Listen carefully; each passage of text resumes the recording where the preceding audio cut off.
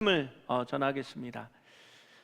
성경 말씀이 다 중요하지만 그 중에서 가장 중요한 한 장을 뽑으라고 하면 저는 이 로마서 8장 말씀을 꼽겠습니다. 그리고 우리 교회가 평생에 목표로 정해놓은 우리 안에 그리스도의 형상이 이루기까지 오직 믿음으로 사는 삶, 성령님과 동행하는 삶, 해산의 수고를 함께하는 삶이라는 그 말씀, 이 표어 자체가 이 말씀 안에 다 녹아져 있다라고 생각합니다.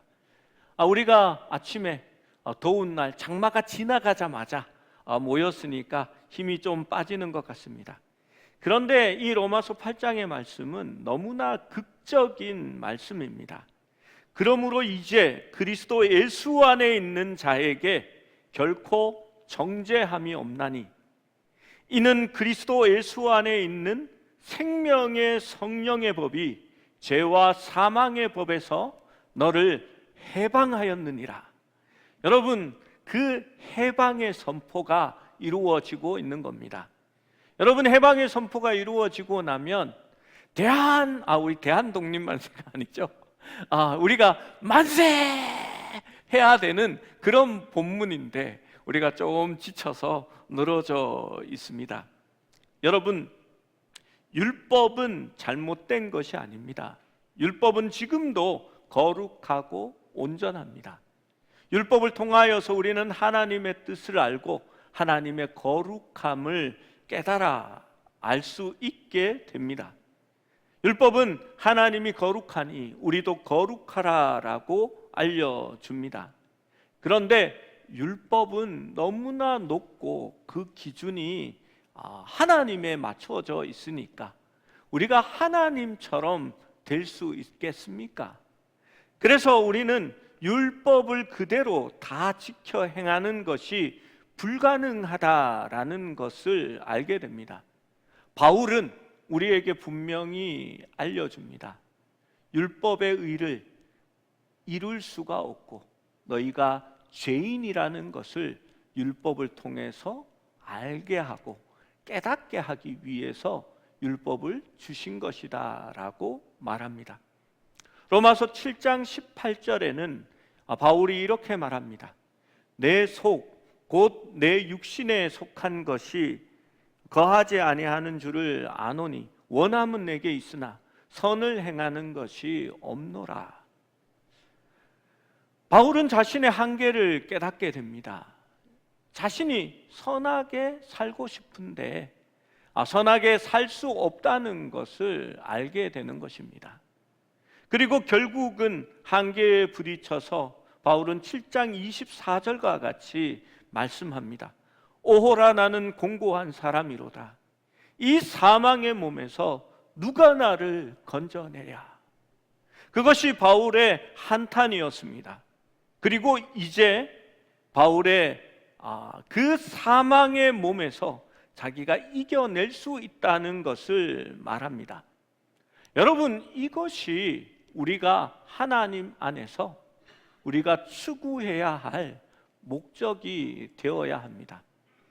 사람들은 왜 교회에 나오느냐, 예수를 믿느냐라고 하면 교회에 나와서 하나님께 기도하고 복을 받아서 땅에서 잘 살고 또 이렇게 유명해지고 또 하나님께 복을 얻어서 부자가 되고 이런 것들을 생각하는 것 같습니다.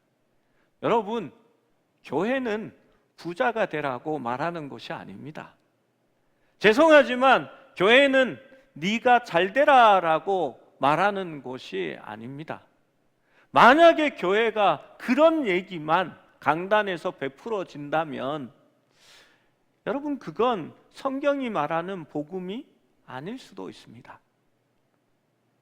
성경은 우리에게 주님을 닮은 모습이 되라라고 가르칩니다. 주님의 거룩함을 이루라라고 말씀합니다. 성경이 우리에게 주목하는 것은 부자가 되는 것, 잘 되는 것이 아니라 주님을 닮아가는 것, 온전한 하나님의 교회로 서는 것, 그것을 말하고 있는 것입니다. 사도 바울은 오라 나는 공고한 사람이로다. 이 사망의 몸에서 누가 나를 건져내랴라고 한탄합니다. 율법의 기준이 너무나 높고 우리들은 부족하고 연약합니다. 게다가 우리는 육신 안에 살고 있어서 그 육신 안에 죄가 거하고 그 죄가 우리를 종종 삼키고 있다라는 것을 알고 있습니다. 스스로 자신을 구할 수 없으며 하나님의 율법의 기준에 이룰 수 없는 무능함을 알고 있는 것입니다. 바울은 그 율법의 기준 외에 우리가 살아갈 수 있는 새로운 복음을 깨닫게 된 것입니다. 여러분, 저도 그런 경험이 있습니다. 저는 모태신앙으로 자랐습니다. 교회 안에서 컸지요. 중등부 때, 고등부 때는 교회 학생회 회장도 했고요. 또 교회 안에서 열심으로 살았습니다. 어릴 때부터 하지 말아야 될 것들, 해야 될 것들, 주일 성수 이러한 것들에 대해서 교육을 받았고 그것을 지키며 살아왔습니다. 제가 청년 때까지 교회를 한 번도 빠지지 않았을 겁니다. 그런데 제가 대학생 때에 교회에 어떤 분이 간증을 하러 오셔서 간증을 하셨습니다. 그분은 겸비기도라는 것을 가지고 간증을 하셨는데요. 그 내용이 이랬습니다. 일주일 동안 이렇게 일정한 기간, 그러니까 이분이 일주일을 예를 드셨습니다. 일주일 동안 그 시간을 정해놓고 하나님 앞에 겸비한 마음으로 기도를 하는데 일주일 동안은 죄를 하나도 짓지 않고 하나님 앞에 기도하면 하나님께서 기도할 때에 이렇게 하나 소원을 걸어놓은 그것을 반드시 이루어 준다고 그렇게 꼭 기도해 보라고 하셨습니다. 제가 멍청하게도 거기에 속아 넘어갔습니다. 그래서 소원을 하나 정해 놓고요, 일주일 동안 제가 아침, 점심, 저녁에 기도를 하겠습니다 하고 이제 문제는 죄를 일주일 동안 짓지 않는 겁니다. 여러분, 만발의 준비를 하고요, 하루를 시작했습니다. 시작하기가 무섭게 집 안에서 짜증을 내고 확 죄를 짓습니다. 우리에게는 늘 내일이 있잖아요. 그게 좋은 겁니다. 오늘은 끝났어, 글렀네, 내일부터 시작. 그래서 내일은 아침에 무사히 넘기고 교회에 가서 기도도 하고 가려는데 버스 안에서 짜증나는 일이 확 일어나는 겁니다. 그래서 벌써 마음에 죄를 짓게 됩니다. 오늘도 실패했네. 이게 쉽지 않구나. 내일부터 시작. 여러분, 제가 그 겸비기도라는 것을 하면서 깨닫게 된 것은 내가 반나절도 죄를 짓지 않고 살 수 없다는 거였습니다. 여러분, 당연하게 기도는 하나님 앞에 왜 나는 자꾸 죄를 지을까요? 라는 그런 질문이 되기 시작했습니다. 하나님, 내가 죄를 짓지 않고 일주일만 살려고 하는데 나 왜 이렇게 안 되는 걸까요? 그때에 왜 여러분 기도하면요, 하나님이 말씀을 이렇게 때에 맞게 이렇게 던져주셔서 응답하는 거 경험해 보셨지요? 그래서 우리가 성경을 읽는 게 중요합니다. 이렇게 하나님의 성령이 내가 너희에게 가르친 것을 기억나게 하시고 또 가르치시리라 라고 말하는데, 예수님이 가르친 거를 들은 게 없어요. 아는 게 없어요. 그러면 성령님이 말하고자 해도 말하기가 힘들어요. 그렇죠? 그런데 말씀을 평상시에 많이 읽으면 하나님의 말씀이 우리의 삶 가운데서 툭툭 질문을 던지는 것을 알게 됩니다. 그런데 그때에 하나님이 저한테 이렇게 얘기하시더라고요. 쉽지 않다. 내 형제에게 나가라고만 얘기하면, 이렇게 바보 멍청아라는 얘기로만 하면 너는 지옥불에 던져지고, 내가 여인을 보고 음욕을 품고 여인을 바라보기만 해도 너는 이미 간음하였느니라 라고 예수님께서 하신 말씀을 저에게 들려주셨습니다. 이 죄의 기준이요, 그냥 행동으로 내가 행하는 것이 아니라 마음속에 있는 것들을 말씀하시고 있다는 것을 알려주는 거지요. 그러니까 죄를 안 짓고 살기가 더 힘듭니다. 여러분, 율법은요, 죄를 깨닫게 하고 죄를 드러나게 합니다. 그리고 죄에 대해서 더 많이 민감하게 하여져서 죄를 더 가까이 하게 만드는 그런 부작용이 분명히 있습니다. 바울도 그것을 경고했고 얘기했습니다. 또 하나님 앞에서 이제는 마음이 조급해집니다. 하나님, 내가 죄를 짓지 않고 살 수가 없네요 기도했더니요, 또 하나님께서 저에게 말씀을 주셨습니다.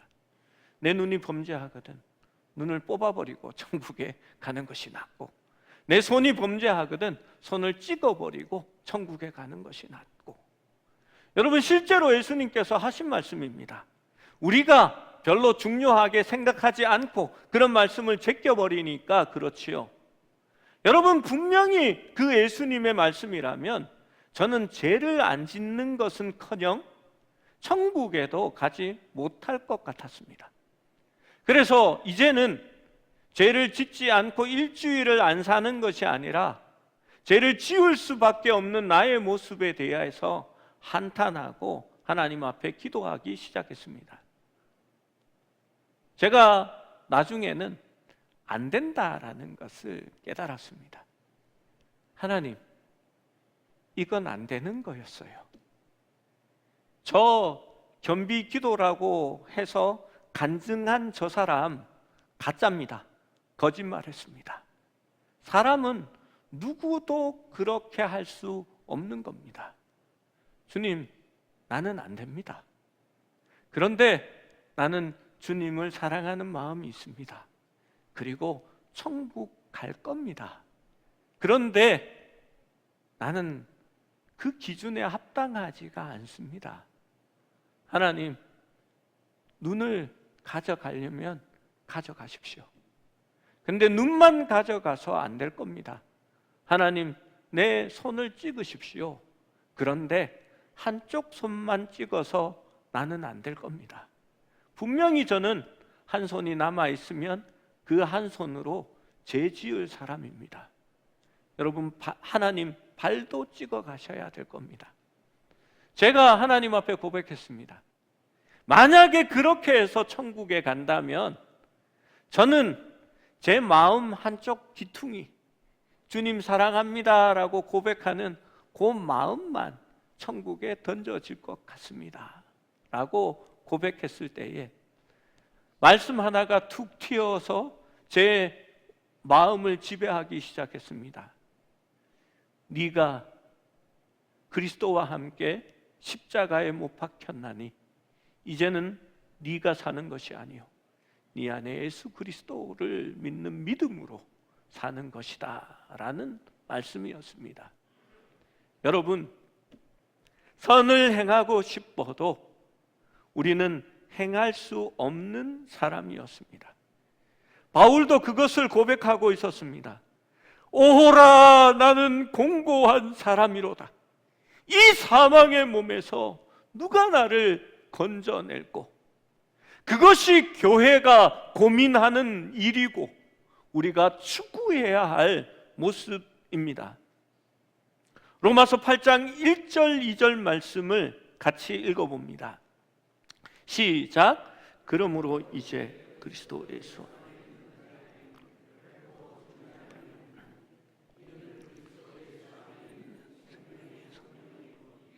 죄와 사망의 법에서 너를 해방하였습니다. 여러분, 율법은 그리스도 안에 있지 않습니다. 율법은 바깥에 있습니다. 돌에 새겨진 법입니다. 그 율법은 하나님을 완벽하게 나타내는 거룩함의 기준입니다. 그런데 그 율법은 무자비합니다. 율법은 타협하지 않습니다. 율법은 용서를 모릅니다. 율법에는 자비가 없습니다. 율법은 은혜를 행사하지도 않고 우리가 율법을 지킬 수 있도록 도움도 제공하지 않습니다. 육신에 속한 우리는 율법이 요구하는 완벽한 삶을 살아갈 수 없습니다. 우리는 실패하고 넘어지고 부족한 사람입니다. 그래서 율법은 그 기준에 따라 우리를 정죄합니다. 죄의 삭은 사망이요 라고 말합니다. 죄를 지은 사람은 죽음으로 그것을 갚아야 합니다. 그 죽음은 일시적인 죽음이 아니라 영원한 죽음을 가리키는 것입니다. 그래서 거룩한 율법이 우리가 보기에는 죄와 사망의 법이 된 것입니다. 율법이 우리에게 말해주는 것은 정죄입니다. 너는 죄인이다. 죄를 억지었다. 그리고 그 값은 사망으로 치러야 할 것이다 라고 말합니다. 바로 절망입니다. 공고함입니다. 그런데 그리스도 예수 안에 있는 우리에게 결코 정죄함이 없나니, 죄와 사망의 정죄함이 이제는 없고 그리스도 예수 안에 있는 생명의 성령의 법이 죄와 사망의 법에서 우리를 해방하였나이다 라고 말합니다. 여러분, 1절 2절의 말씀이 정말 귀한 말씀입니다. 그런데 제한이 있습니다. 어떤 제한입니까? 그리스도 예수 안에 있는 자라는 제한입니다.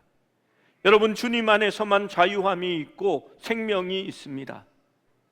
여러분, 우리가 그리스도 안에 있을 때에, 다른 말로 그리스도와 연합할 때에 우리는 주님의 자유를 누리고 죄와 정죄함에서 해방되게 되는 것입니다. 저는 이 그리스도 안에 있는 것, 주님 안에 함께 있는 것이 단회적인 경험이라고 말하지는 않습니다. 그것은 지금도 우리가 그리스도 안에 있다는 것을 의미하는 것입니다. 어떤 분들이 그런 이야기를 합니다. 목사님, 저도 옛날에는 주님 안에 경험이 있습니다. 성령의 체험이 있었거든요. 그때는 저도 뜨거웠습니다 라고 말합니다. 여러분, 이 말은 문제가 있는 겁니다. 현재 우리의 상태가 그리스도 안에 있어야 하는 겁니다. 여러분, 그러면 그리스도 안에 있는 생명의 성령의 법, 성령의 법이 있는 그 그리스도 안에 우리가 어떻게 들어갈 수 있습니까? 바울은 7장까지 이것을 설명하고 있습니다. 우리가 죄와 사망의 법에서 벗어나 그리스도 안에 있으려고 한다면 그리스도의 십자가가 우리에게 있어야 하는 겁니다. 로마서 6장에서 세례가 상징하는 것이 바로 우리가 물에 잠기어 죽음으로 말미암아 그리스도와 연합되었다라고 말하고, 우리는 그와 함께 장사되고 또한 그와 함께 살아났다라고 말합니다. 우리의 옛사람이 예수와 함께 십자가에 못 박힌 것은 단순한 문자적인 의미가 아니라 실제로 죄와 육신으로 말미암아 살아가던 우리의 정과 욕심을 십자가에 못 박음으로 말미암아 그 안에서 다시 태어나는 삶을 이야기하는 것입니다. 갈라디아서 5장 24절 말씀을 함께 읽어봅니다. 시작. 그리스도 예수의 사람은 육체와 함께 그 정욕과 탐심을 십자가에 못 박았느니라. 여러분, 그리스도 예수의 사람입니까? 그러면 정욕과 탐심을 십자가에 못 박아야 합니다. 갈라디아서 2장 20절 말씀을 함께 읽어봅니다. 시작. 내가 그리스도와 함께 십자가에 못 박혔나니 그런즉 이제는 내가 사는 것이 아니요 오직 내 안에 그리스도께서 사시는 것이라. 이제 내가 육체 가운데 사는 것은 나를 사랑하사 나를 위하여 자기 자신을 버리신 하나님의 아들을 믿는 믿음 안에서 사는 것이라. 사도 바울이 나중에 예수님이 십자가에 달리신 다음에 예수님을 만났고 믿었습니다. 예수님이 십자가에 못 박힐 때에 사도 바울은 거기에 없었습니다. 그런데 사도 바울은 내가 그리스도와 함께 십자가에 못 박혔다라고 말합니다. 그리고 그 십자가는 우리에게도 지금 있어야 합니다. 여러분은 그리스도와 함께 십자가에 못 박히셨습니까? 그래서 이제는 내가 사는 것이 아니라 내 안에 그리스도로 말미암아 살아가고 있습니까? 요한복음 3장 5절 말씀은 이렇게 말합니다. 예수께서 대답하시되 진실로 진실로 내게 이르노니 사람이 물과 성령으로 나지 아니하면 하나님 나라에 들어갈 수 없느니라. 이스라엘 사람들은 사람이 태어날 때에 물에서 태어난다라고 말합니다. 어머니의 태 안에서 양수 속에서 있었고 그 양수가 쏟아짐으로 함께 태어난다라는 그런 의미를 가집니다.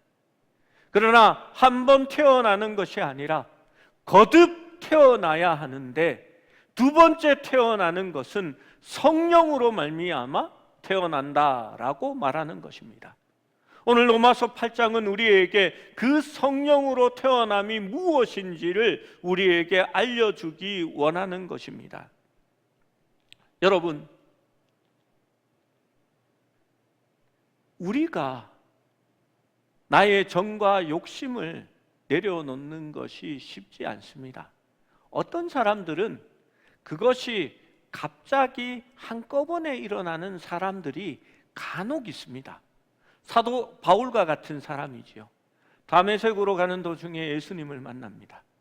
그는 빛을 보았고 어둠 가운데로 떨어지게 됩니다. 사도 바울은 거기서 자신의 삶이 급격하게 변합니다. 이전에 내가 살아왔던 모든 것들을 내려놓고 그는 새로운 삶을 붙들게 됩니다. 갑자기 변하게 되는 겁니다. 어거스틴의 삶도 그러했습니다. 그는 법대로 가고 법률가로 살아가기 원했는데 친구의 죽음을 눈앞에서 목격하게 됩니다. 그리고 그의 삶은 급격하게 한꺼번에 회심하여 변하게 됩니다. 그런데 대부분의 사람들은 그렇지 않습니다. 주님께서는 우리에게 찾아오셔서 성령으로 하여금 우리가 할 수 있고 내 마음대로 하려고 했던 그 율법의 기준들을 깨닫게 하십니다. 내가 할 수 없다는 것을 알게 됩니다. 하나님의 뜻대로 살아가는 것이 내가 하는 것이 아니라 성령님께서 하셔야 하는 일이라는 것을 깨닫게 하는 겁니다. 제가 목동에서 교회 사역을 할 때에는 그 동네 사람들은 애들 교육 때문에 몰려온 동네입니다. 집값도 유난히 비싸고요. 허름한 20년, 30년 된 아파트가 몇십억 하는 그런 동네입니다. 그런데 그 허름한 아파트가 좋지도 않은데 다 거기로 몰려온 겁니다. 왜요? 자식들에게 모든 기대를 걸고 있습니다. 그런데 교회에 오는 사람들이 왜 교회에 오는지 아십니까? 우리 자식 공부 잘하고 잘되게 해달라고 교회에 옵니다. 그리고 거기서 하나님을 만납니다. 왜 만나는지 아십니까? 자식들이 내 마음대로 안 되거든요. 그래서 이렇게 기도하는 겁니다. 하나님, 이제 안 됩니다. 하나님 도와주셔야 되는데 우리 애가 왜 이렇습니까? 그러다가 결국 하나님 앞에 맡기는 겁니다. 하나님, 내가 안 되니까 이제는 포기합니다. 하나님 앞에 드릴 테니까 하나님이 어쨌든 돌봐주시고 그들을 이끌어가 주시고 하나님이 제발 책임져 주세요 하고 놓게 되는 겁니다. 여러분, 혈기왕성하고 내 마음대로 살아가던 사람들이 결국 남자들이 하나님 앞에 꼬꾸라집니다. 왜 꼬꾸라지는지 압니까? 처음엔 자존심이 있었거든요. 내 자식, 내 가족들은 내가 책임진다 막 이러다가 사업에 실패하고 나중에 무언가 풀리지 않고 또 몸에 병이 들게 됩니다. 그러면 하나님 앞에 결국 엎드리는 겁니다. 하나님, 내가 안 되니까요. 하나님 제발 우리 가족들 받아주세요. 내가 가장 사랑하고 아끼는데, 내가 할 수 있다고 생각했는데 하나님 안 되더라고요. 하나님 맡겨드릴 테니까, 하나님 이제는 하나님 거니까 하나님이 책임져 주세요 하고 내려놓게 되는 겁니다. 여러분, 주님의 십자가는 그러한 의미를 가집니다. 내가 가장 아끼고 사랑하는 것들을 결국은 하나님 앞에 내려놓습니다. 제가 신대원에 갈 때에 부모님이 무척 반대하셨거든요. 결국에 이렇게 짐을 싸서 이제는 서울에서 부모님 도움 받지 않고 제가 독립해서 살아가겠다고 그렇게 이렇게 집을 나왔습니다. 그때 제가 저희 아버님이 그때도 제가 신대원 가는 것을 못마땅하고 싫어하셨거든요. 말도 잘 안 했습니다. 그때 제가 하나님 앞에 기도했습니다. 하나님, 내 아버지의 사랑과 기대도 내가 주님의 십자가에 내려놓습니다. 주님 앞에 내려놓을 때에 하나님이 모든 것을 아름답게 변화시켰듯이 제 아버지의 사랑과 기대도 하나님께서 바꾸어 놓을 줄을 믿습니다 라고 그렇게 갔습니다. 여러분, 그리스도 예수의 사람들은 그 정욕과 탐심을 육체와 함께 십자가에 못 박는 사람들입니다. 여러분, 예수님께서는 죄가 없으셨습니다. 하나님께서 사람으로 이 땅에 오셔서 죄에 대한 대속 제물이 되셨습니다. 그리하여서 육신의 죄를 정하시고 예수님께서 하나님의 그 죄에 대한 저주와 진노를 직접 받으신 것입니다. 그것은 우리가 져야 할 죄이고 죄에 대한 죽음이었습니다. 예수님은 그리고 부활하셨습니다. 그렇게 해서 하나님의 공의는 만족되었고 완성되었습니다. 우리가 예수 그리스도 안에 있을 때에 사탄은 더 이상 우리를 참소할 수 없습니다. 로마서 8장 3절은 이렇게 말씀합니다.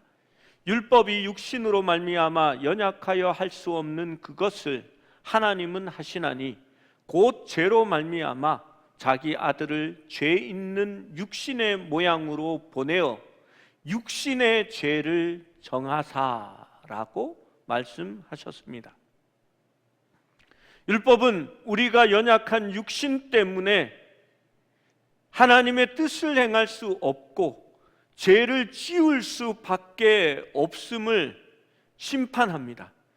그러나 하나님께서는 예수 그리스도를 죄 있는 육신의 모양으로 보내서 육신의 죄를 정하여 그것을 속죄하여 주신 것입니다. 그래서 그리스도 안에 있는 자에게는 죄의 권능이 깨어지고 그 율법의 정죄가 무력하게 된 것입니다. 그리스도로 인하여 하나님의 공의와 정의는 이룰 수 있고 우리는 그 안에서 대속함을 누리게 된 것입니다. 하나님의 하신 일에 비유할 수 없지만 중국의 히압 신화 중에 자리우크스 임금의 이야기가 있습니다. 그가 통치하던 시대는 성도덕이 타락할 대로 타락해서 간음이 일상적으로 행해지던 그러한 때였습니다. 그래서 자리우크스 왕은 남자든 여자든 누구 간에 간음죄를 저지르면 그 사람의 눈을 찔러 장님이 되게 하겠다라고 선포하고 그 법을 실행하였습니다. 여러분, 중국 그 신화 이야기에 있는 그러한 이야기입니다. 그런데 어느 날 임금의 왕의 외아들이 간음한 사실이 발각되었습니다. 그 아들은 나중에 왕위를 이어받아 나라를 통치할 외아들입니다. 그런 그가 장님이 된다면 이제 나라를 통치할 수 없게 되는 것입니다. 그렇다고 해서 그 아들을 왕의 아들이라고 용서해 주면 이미 그 법에 의해서 장님이 된 사람이, 두 눈을 잃은 사람이 가만히 있겠습니까? 왕의 말을 이제 듣겠습니까? 그 나라의 공의와 정의는 완전히 무너져 버린 것입니다. 이에 자리우커스 왕은 그 법을 지키기 위하여 아들의 한쪽 눈을 찔러서 실명하게 합니다. 그리고 아들의 한쪽 눈 대신 자기의 한쪽 눈을 찔러서 본인의 눈을 실명하게 만들었습니다. 그렇게 함으로써 그는 법대로 정의를 세우고 죗값을 치러 권위를 유지하게 했습니다. 어느 누구도 그를 고소할 수가 없었습니다. 왜냐하면 임금이 아들을 대신해 자신의 눈을 버렸기 때문입니다. 주님의 대속함을 이런 이야기에 비유할 수 없지만 하나님께서는 그 율법의 공의를 세우시고 우리를 용서할 수 있는 방법을 찾으신 것입니다. 그것이 바로 주님의 십자가입니다. 로마서 8장이 성경에서 가장 중요하다고 말씀드린 것은 바울의 질문이 여기에서 해결되기 때문입니다. 여러분, 죄 중에 계속 거할 수 있느냐, 은혜를 누리려고 죄를 지을 수 있느냐라는 질문을 던졌습니다. 바울은 절대 그럴 수 없다라고 말합니다. 그 해답이 우리가 그리스도 예수 안에 있는 생명의 성령의 법 아래에 살기 때문이다라고 말합니다. 4절 말씀을 함께 읽어봅니다. 4절입니다. 시작. 육신을 따르지 않고 그 영을 따라 행하는 우리에게 율법의 요구가 이루어지게 하려 하심이니라. 율법의 요구는 사라지지 않았습니다. 오늘 말씀에도 우리에게 율법의 요구를 이루어지게 한다라고 하셨습니다. 여전히 우리는 하나님의 뜻인 율법을 통하여 하나님의 거룩하심을 이루어야 합니다.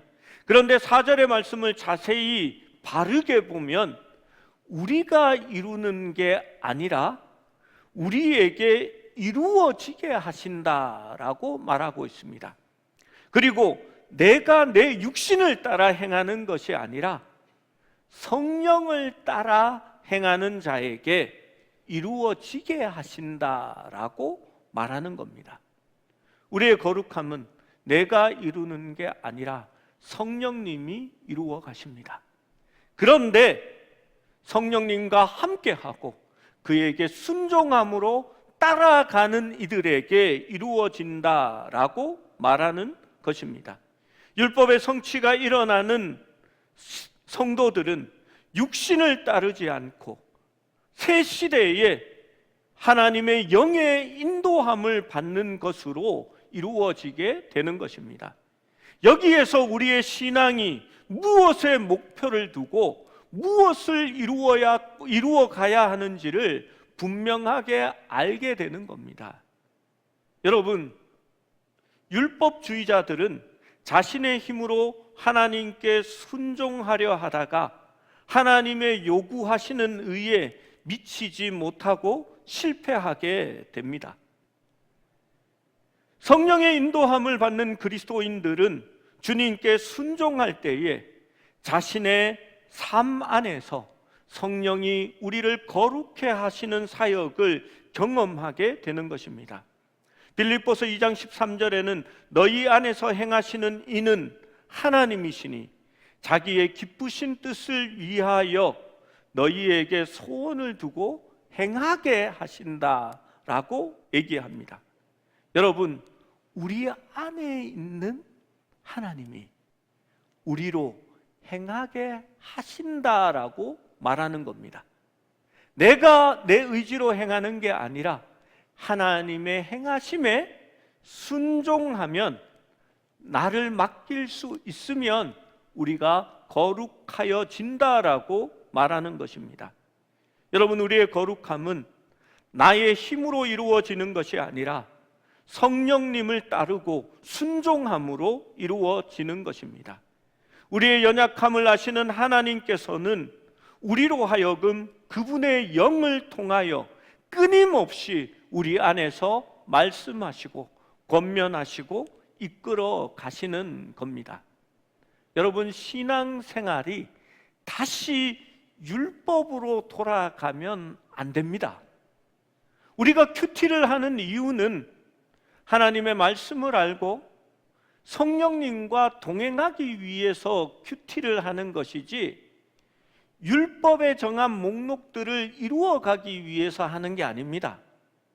큐티의 적용은 내 안에 임하신 성령님의 은혜, 그분이 나에게 말씀하시는 것들을 우리가 순종했느냐 안 했느냐를 나누는 것이지, 큐티가 다시 숙제를 내주는 것으로 변하면 여러분 다시 율법으로 돌아간 겁니다. 우리가 적용해야 될 것이 있어야 되는데, 그 적용은 나 안에 계신 성령님께서 우리에게 말씀하시는 것들을 이루어가는 겁니다. 그런데 적용하기 위해서 같이 적용을 해주는 겁니다. 다음 주에 올 때는 성경 20장씩 읽고 오세요. 나눌 때에 읽었는지 안 읽었는지 나누어 봅시다. 여러분, 이건 다시 잘못된 것으로 돌아가는 겁니다.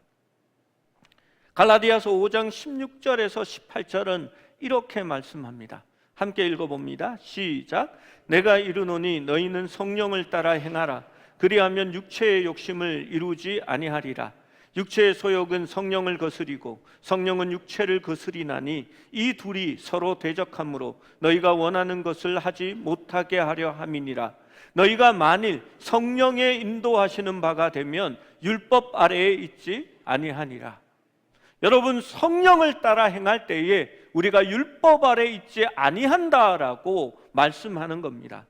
율법은 불순종하는 마음을 없애주지도 못하며 육체의 정욕을 절제하는데도 아무런 도움을 주지 못합니다. 오히려 죄를 기억하게 하고 그 마음을 충동질하게 합니다. 성경은 우리에게 분명히 이야기합니다. 만일 의롭게 되는 것이 율법으로 말미암았으면 하나님께서 헛되이 죽으셨느니라. 여러분, 신앙생활은 얼마나 많이 금식 기도했느냐, 얼마나 많이 성경을 읽었느냐, 얼마나 많이 헌금을 했느냐, 얼마나 많이 특별 집회에 참여했느냐, 얼마나 많이 새로운 기도회를 만들어서 그것을 행했느냐라는 것으로 이루어지지 않습니다. 여러분, 그것은 우리를 더욱더 곰핍하게 공고하게 만드는지도 모릅니다. 여러분, 얼마만큼 기도하여야 거룩해질 수 있을 것 같습니까? 얼마만큼 많이 헌금해야 하나님이 기뻐하실 것 같습니까? 의롭게 되는 것은 율법으로 말미암음이 아닙니다. 여러분, 그리스도와 함께 십자가에 죽었다면 성령님과 함께 사는 삶을 연습하셔야 합니다. 하나님의 말씀이 떠나지 않고 내 안에서 주야로 묵상하게 하고, 그 하나님의 성령의 음성에 우리가 민감하여져서 삶을 통하여 문득 나에게 참견하셔서 말씀하시는 그 음성에 아멘으로 순종할 수 있어야 하는 겁니다. 여러분, 수많은 율법의 기준들은 내가 죄를 짓지 않게 하는데 도움이 되지 않습니다. 그러나 성령님은 나를 통해 말씀하십니다. 자동차 운전을 하는데 앞에 차가 확 끼어듭니다. 사고 날 뻔했습니다. 가족들도 탔습니다. 이렇게 할 때에 갑자기 성령님이 말씀하시는 걸 느낍니다. 너 그러면 안 돼. 저 차에 니네 교회 성도들이 탔을 수도 있어. 그러면 이렇게 갑자기 마음이 이렇게 축 이렇게 놓여집니다. 하나님, 안 그럴게요. 그냥 순종하면 하나님이 마음을 바꾸어 주십니다. 행할 수 있도록 그분은 도와주십니다. 때로는 참을 수 없는 분노가 확 차오를 때가 있습니다. 그러면 성령님이 찾아오셔서 말씀합니다. 너의 상급은 하나님이 아니냐? 내가 너와 함께 있지 않느냐? 내가 주는 평안을 네가 누려야 한다라고 말씀합니다. 아멘 한마디면 하나님의 성령이 나의 마음속에서 일하기 시작합니다. 여러분, 신앙생활이 그렇습니다. 제가 과거에 있었던 교회는 10년만 되면 금식 기도를 합니다. 여러분, 금식 기도를 하는데 처음에는 3일 하더니 성도들이 거의 다 참석을 하고요.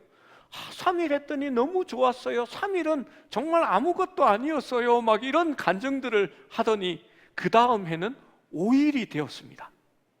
5일을 하는데요, 나는 죽을 것 같은데 성도들은 또 너무 감사하다고, 은혜스럽다고 뭐 그렇게 얘기합니다. 여러분, 교회가 연초에 얼마나 바쁜데요. 모든 걸 새로 시작하고 새롭게 조직하는데 그 다음 해는요, 일주일 금식 기도가 선포되었습니다. 저는 정말 죽을 것 같더라고요. 제가 하나님 앞에 기도했습니다. 하나님, 나 진짜 죽을 것 같아요.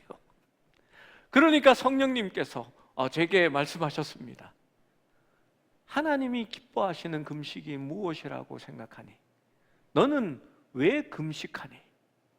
여러분, 이게 잘못 대답하면요, 계속해서 말씀이 이렇게 떠오릅니다.